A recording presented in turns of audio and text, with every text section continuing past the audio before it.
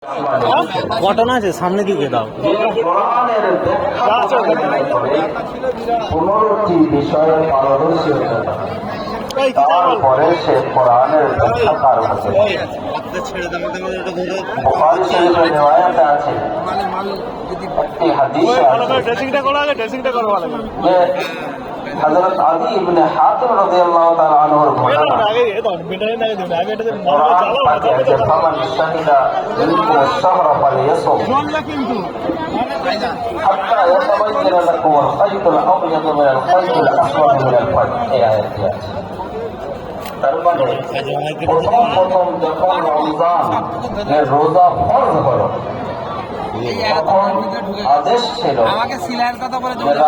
যদি ঘুম এসে যায় তাহলে পরে আর খাওয়া যাবে না। এখন থেকে তোমার রোজাটা শুরু হবে। রাত্রে ঘুম এসে গেল, এরপরে আর বিবির কাছে যাওয়া যাবে না।